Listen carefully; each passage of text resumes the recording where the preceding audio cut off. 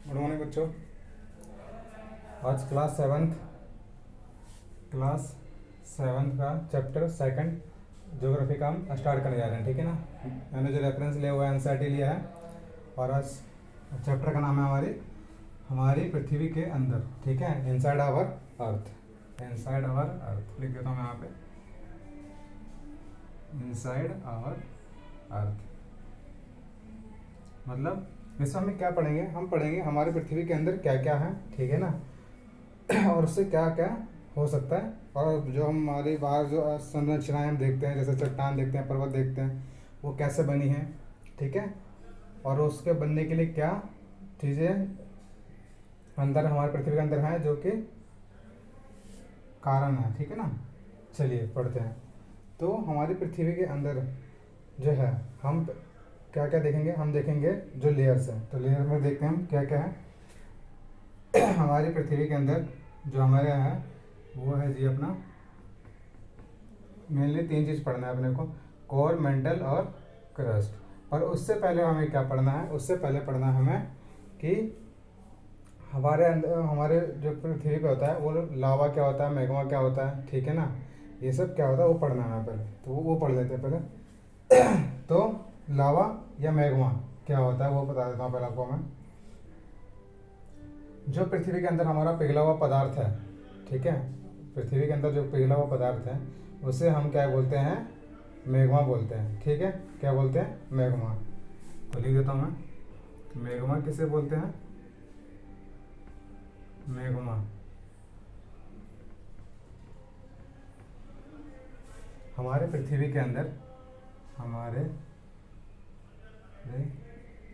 पृथ्वी के अंदर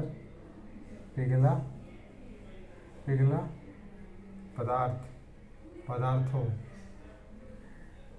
को मैग्मा कहते हैं। ठीक है, कहते हैं। मैग्मा किसे बोलते हैं, मैग्मा किसे बोलते हैं, हमारे पृथ्वी के अंदर पिघला हुए पदार्थ को मैग्मा बोलते हैं। ठीक है जब ये मैग्मा पृथ्वी के बाहर आ जाती है, पृथ्वी के बाहर आ जाती है तो उसे क्या बोलते हैं, लावा। तो लावा किसे बोलते हैं, पहले एक एक चीज़ अपने को क्लियर होना चाहिए। लावा बोलते हैं जी जब यही मैग्मा, जब मैग्मा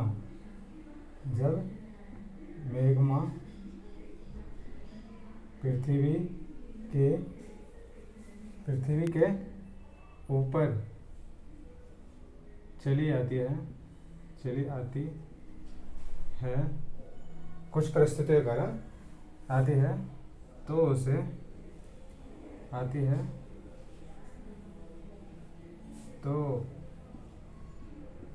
उसे लावा कहते हैं, लावा कहते हैं। ठीक है जी। लावा कैसे कहते हैं, जब मैग्मा पृथ्वी के ऊपर चली जाती है तब उसे क्या बोलते हैं, लावा। जब मैग्मा ऊपर चली जाती है तो लावा। ठीक है जी। ये हो गया अपना कुछ, ये दो डेफिनेशन हो गया।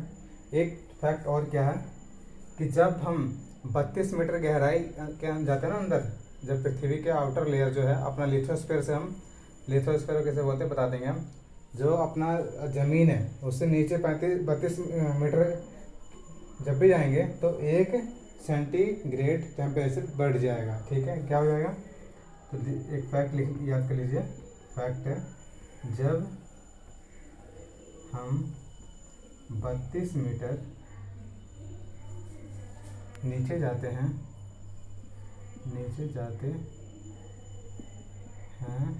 तो 1 डिग्री सेल्सियस तापमान बढ़ जाता है।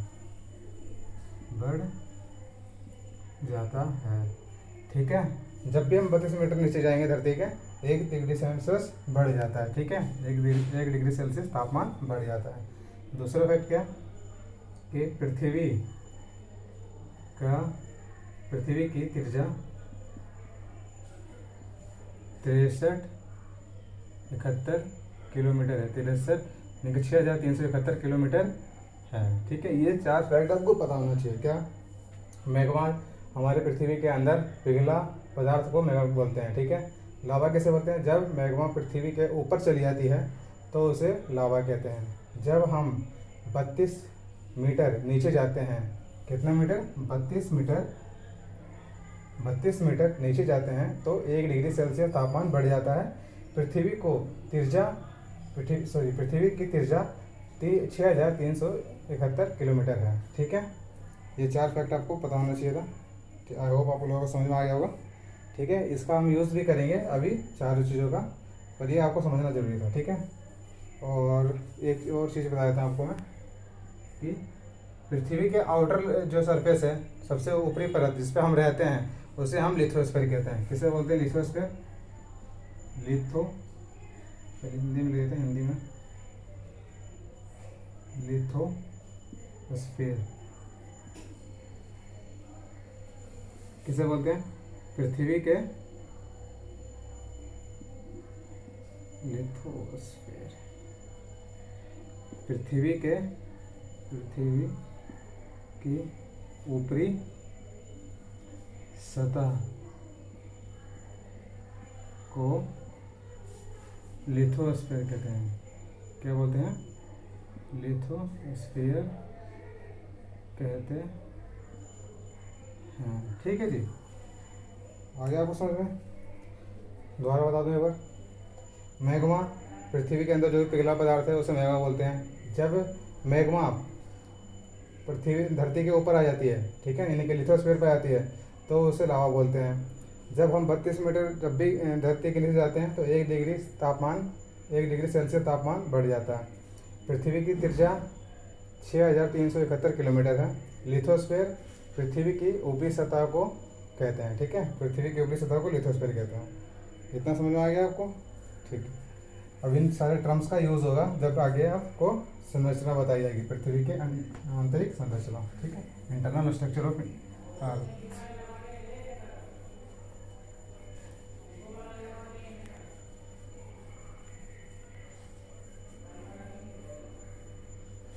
चलिए इंटरनल स्ट्रक्चर पढ़ते हैं। ठीक है, इंटरनल स्ट्रक्चर में हमें क्या पढ़ना है, हमें पहले पढ़ना है अर्थ का स्ट्रक्चर।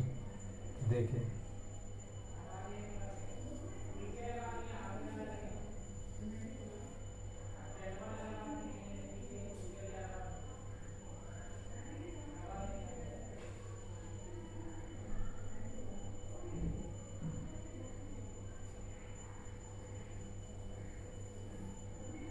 ये है अपना कोर।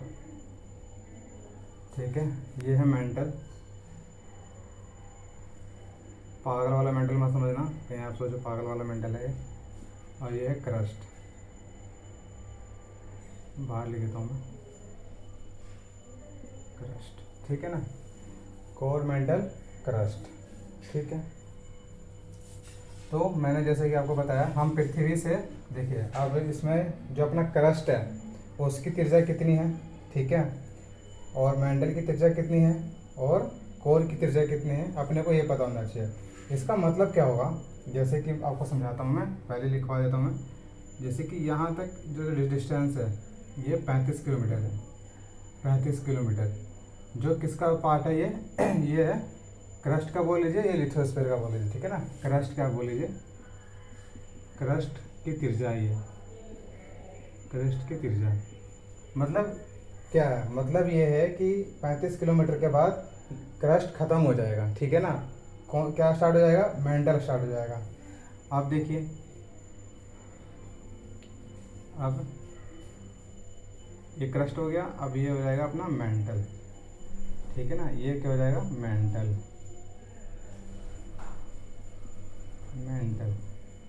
ठीक है, मेंटल की तिरछा कितनी है जी, मेंटल की तिरछा है 2900 किलोमीटर। ठीक है, 2900 किलोमीटर मतलब क्या है, ऊपर जिस लेयर पे हम रहते हैं उस लेयर से यदि 2900 किलोमीटर पर तक जाएंगे, ठीक है ना, 2900 किलोमीटर तक जाएंगे तो हमें मेंटल मिलेगा। ठीक है ना, मतलब 2900 किलोमीटर तक तो मेंटल है, पर उसके बाद जाएंगे तो क्या स्टार्ट हो जाएगा, कोर हो जाएगा स्टार्ट। क्या हो जाएगा, कोर। कोर तो इसकी तिरछा कितनी है, इसकी तिरछा है 3500 किलोमीटर। ठीक है ना, ये सारी क्या है, तिरछा है इसकी, तिरछा। ठीक है, आया समझ में? देखिए दोबारा बताता हूँ।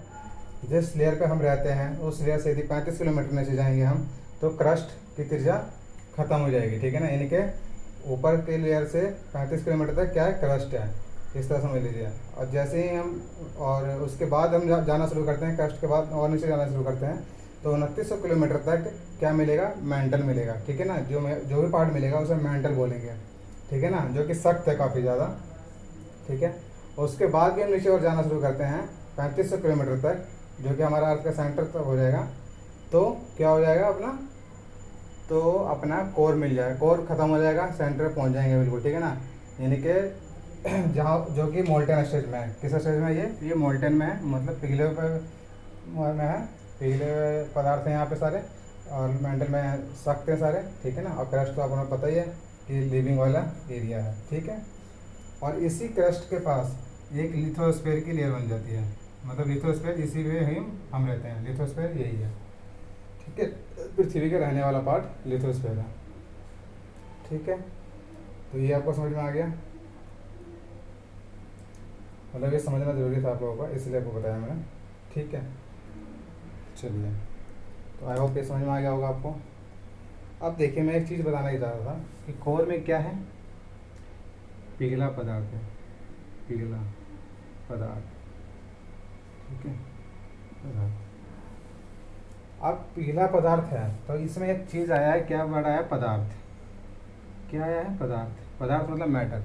अब मैटर तो होगा तो कुछ ना कुछ तो होगा उसमें, तो जैसे कि सिलिकॉन होगा, एल्युमिनियम होगा, निकेल होगा, ये सब तो होगा, है ना। तो हमारा जो कोर में है, कोर में जो मिलता है पदार्थ, वो मिलता है निफे,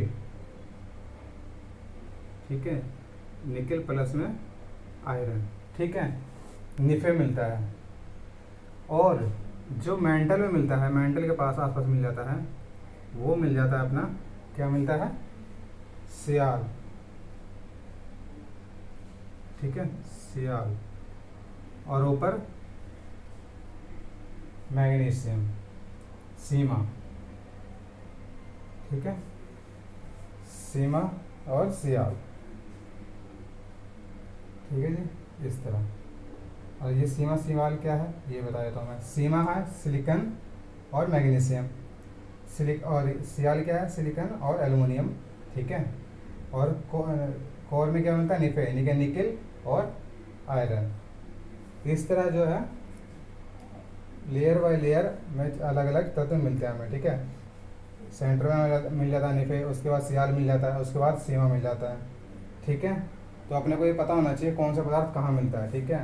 कोर में क्या मिलता है, मेटल में क्या मिलता है, और एक क्रस्ट के पास कौन सा मिल जाता है, ठीक है। ये चीज़ें ज़रूरी हैं और इम्पोर्टेंट हैं।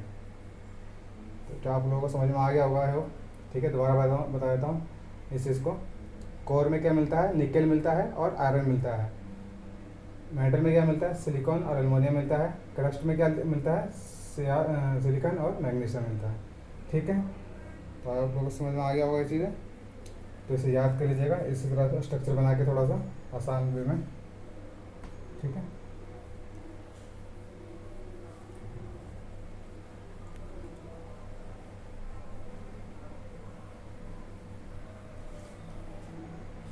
देखिए, एक चीज़ और है, एक चीज़ और क्या है कि अब अगला स्टेप क्या, मैंने एक चीज़ बताया ना कि हमारे पास क्या क्या मिलता है, सीमा मिलता है, सियाल मिलता है और निफे मिलता है, यानी कि निकल, iron, silicon, magnesium, silicon, aluminium, ठीक है। ये तीनों पदार्थ मिलते हैं अलग अलग लेयर पे। तो अब ये किस फॉर्म में होते हैं, पिघले हुए फॉर्म में होते हैं। किस फॉर्म में होते हैं, पिघले हुए फॉर्म में होते हैं, ठीक है। यदि पिघले हुए फॉर्म में है ये, मान लीजिए क्रस्ट है अपना यहाँ पे, और ये अपने आउटर सरफेस है, ये लिथोस्फीयर है। मैंने आपको बता दिया लिथोस्फीयर क्या है, जिस लेयर पे हम रहते हैं उसे लिथोस्फीयर बोलते हैं, ठीक है। लिथोस्फीयर, लिथोस्फीयर, ठीक है, जिस लेयर जिस पे हम रहते हैं अभी, ठीक है, वो लिथोस्फीयर है, ठीक है, लिथोस्फीयर। लिथो मतलब जमीन और स्फीयर मतलब गोला है, ठीक है, गोल होता है। तो मान लीजिए सारे को पदार्थ हैं, ठीक है ना। यहाँ पे निफे है, निफे है प्लस सीमा है प्लस सिरियाल है, ठीक है ना। ये तीनों पदार्थ यहाँ पे हैं, ठीक है। और ये अपना क्रस्ट हो गया, मतलब जो लिथोस्फीयर है वो है, ठीक है, लिथोस्फीयर है, ठीक है। लिथोस्फीयर का मान लीजिए जो मैं डॉट डॉट दिखा रहा हूँ ना, डॉट डॉट, पता ये वो वीक पॉइंट है, ठीक है ना, वीक पॉइंट है। हम सुनते हैं ना कि पृथ्वी पे वहाँ ज्वालामुखी फट गया, वहाँ ज्वालामुखी फट गया, ये वॉल्केनो आ गया। तो देखिए वो घटना होती कैसे है। जैसे कि यहाँ पे क्या है कि ये सारे बहुत ज़्यादा गर्म होता है, ठीक है ना, बहुत ज़्यादा गर्मी बनी रहती है यहाँ पे। टेम्परेचर और प्रेशर, तापमान और दबाव बहुत ज़्यादा रहता है यहाँ पे। तापमान और प्लस दबाव बहुत ज़्यादा होता है, दबाव, ठीक है। तापमान और दबाव दोनों ही बहुत ज़्यादा होता है, जो कि वो लिथोस्फीयर पे लगता रहता है, हर एक जगह लगता रहता है, ठीक है ना। मतलब ये क्या करता है, सोचता है जो अपना नीफे है, सीमा है, सियाल है, वो ऊपर की ओर आने की कोशिश करते हैं, धक्का मारते रहते हैं, ठीक है। पर ये जो अपना लिथोस्फीयर है वो 35 किलोमीटर की एक मोटी सी लेयर है, इसको ब्रेक करना इतना आसान नहीं है। पर कुछ जगह पे ऐसा है जहाँ पे वीक पॉइंट्स भी होते हैं, ठीक है ना। जैसे हम बोलते हैं ना कि भूकंप मतलब कि ये अर्थ सेंसिटिव जोन बोलते हैं, या फिर वॉल्केनो सेंसिटिव जोन बोलते हैं, मतलब वहाँ वॉल्केनो आने के चांसेस ज़्यादा रहते हैं। क्यों? क्योंकि वहाँ का लिथोस्फीयर जो है ना वो काफ़ी वीक हो गया रहता है, ठीक है ना। क्यों होता है वीक?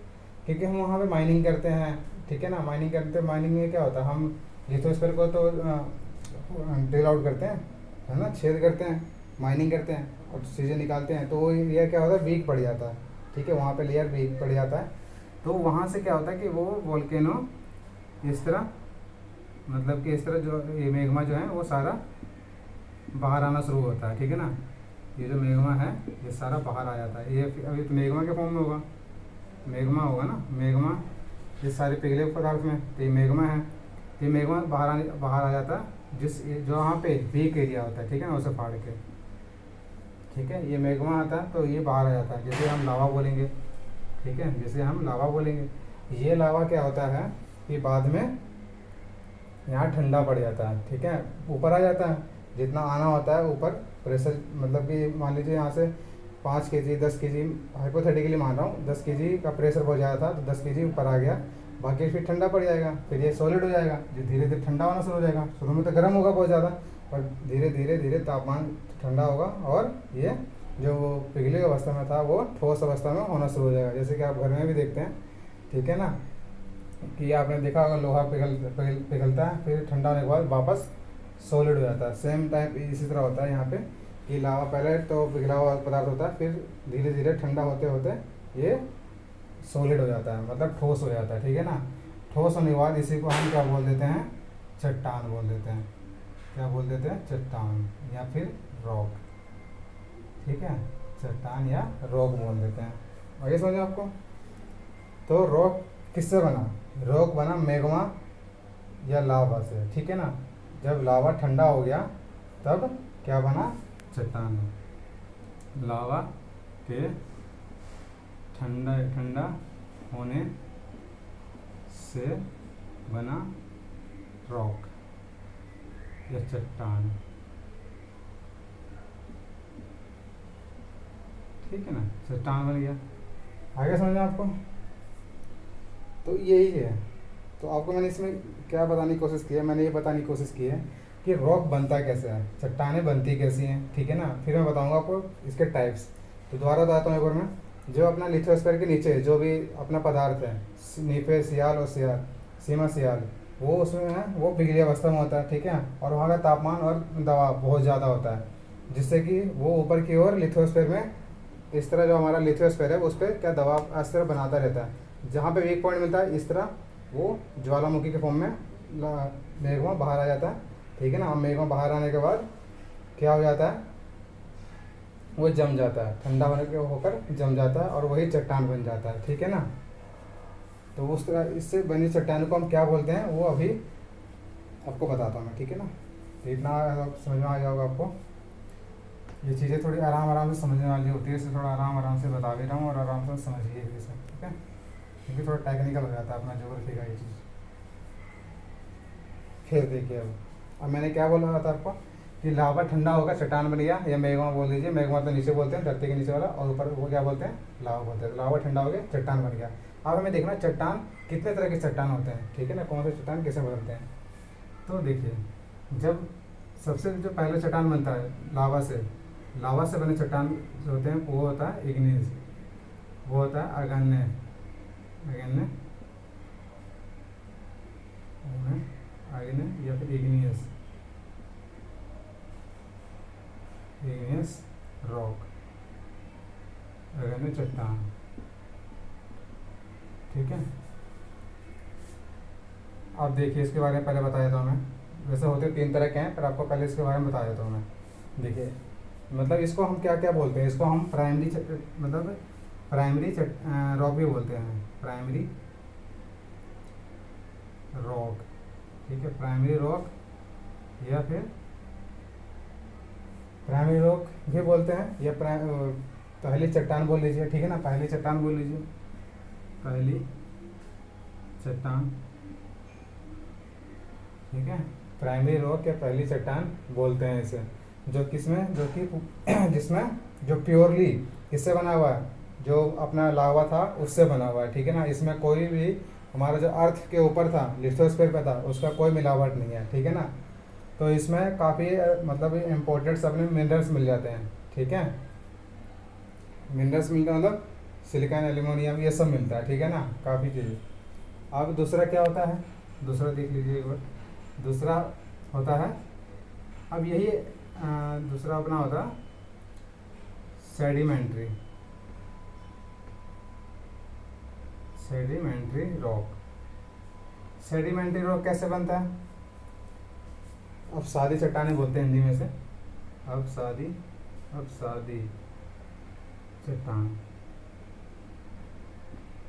सेडिमेंट्री रॉक क्या होता है, सेडिमेंट्री रॉक जब अगाने जो चट्टानें होती हैं, इग्नियस रॉक जो होता है, उस पर पानी, जल या फिर जानवर जब चलते हैं, ठीक है ना, ठंडा होने के बाद, तो आप लोगों को पता है, और धूप छाया सब कुछ पड़ता रहता है।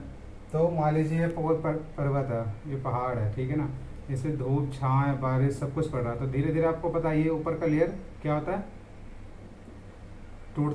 टूटता है और दूसरी जगह जाके इस तरह डिपॉजिट होता रहता है, नीचे आता रहता है, डिपॉजिट होता रहता है, मतलब इकट्ठा होता रहता है। मतलब यहाँ की लेयर पतली होती चली जाएगी, और यहाँ पे आगे पानी जो यहाँ से मान लीजिए नदी निकलने लगी, तो नदी के साथ जो इसके ऊपर एक कटाव है, ऊपर की लेयर है, वो कटना शुरू हो जाएगा। ठीक है ना, वो कटते और जो उसके साथ मिट्टी विट्टी बनेगी, वो दूसरी जगह जाके क्या हो जाएगा, यहाँ पे इकट्ठा हो जाएगा। यहाँ पे इकट्ठा होते फिर इस पर कभी मतलब एटमॉस्फेयर का दबाव पड़ेगा, तापमान बढ़ेगा। ठीक है ना, तो इस तरह ये सेडिमेंट्री रॉक बन जाएगा। ठीक है ना, अब सादे चट्टान बन जाएगा।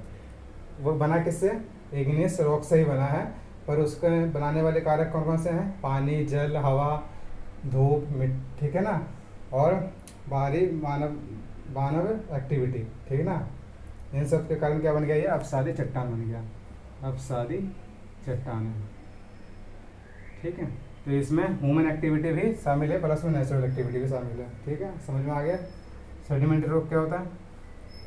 तीसरा अपना होता है मेटामॉर्फिक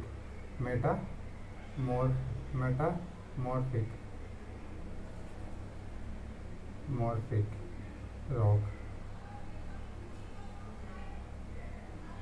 ठीक है, मेटामॉर्फिक रॉक बोले तो रूपांतरित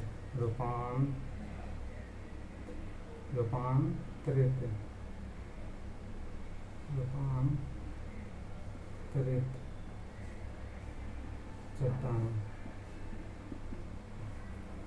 मतलब देखिए, इग्नियस चट्टान थी, ठीक है ना, और सेडिमेंट्री, ये दोनों ही मतलब कि अब सारी चट्टानें हैं।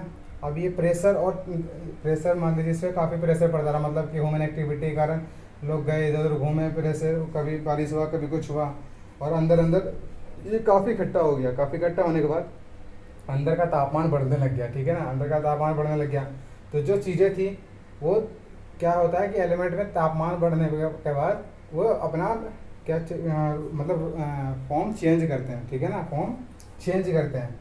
ठीक है, जैसे कि मान लीजिए ग्रेनाइट जो है वो स्लेट बन जाएगा। ठीक है ना, इसी तरह से और भी चीज़ें होती है जो कि तापमान बढ़ने पे, प्रेशर बढ़ने पे अपना एलिमेंट्स जो है वो रूप चेंज कर लेते हैं। ठीक है, तो मेटामॉर्फिक जो है अपसादी चट्टानों से ही बना है, यानी कि पहले इग्नियस से सेडिमेंट्री बना, सेडिमेंट्री से मेटामॉर्फिक बना, ठीक है ना।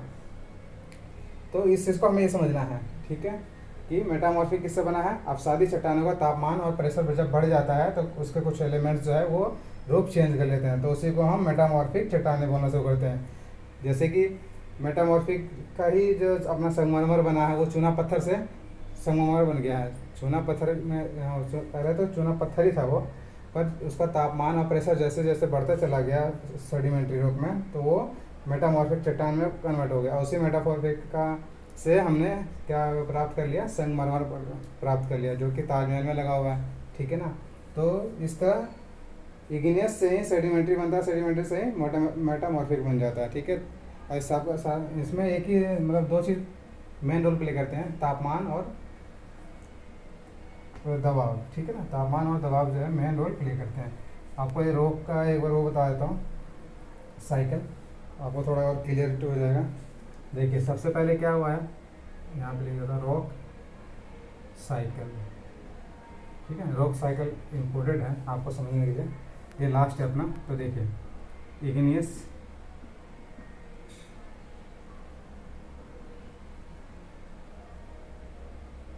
रॉक हो गया, इग्नियस रॉक से क्या होगा, कन्वर्ट हो लेगा, इग्नियस रॉक से हो जाएगा, बनेगा सेडिमेंट्री रॉक। पहले तो सेडिमेंट बनेगा, सेडिमेंट्स हो जाएंगे, यहाँ पे चले जाएंगे, सेडिमेंट्स हो जाएगा, ठीक है। सेडिमेंट्स से क्या बनेगा, सेडिमेंट्री रॉक बन जाएगा, सेडिमेंट्री रॉक बन जाएगा। फिर सेडिमेंट्री रॉक से क्या बनेगा, फिर बन जाएगा मेटामॉर्फिक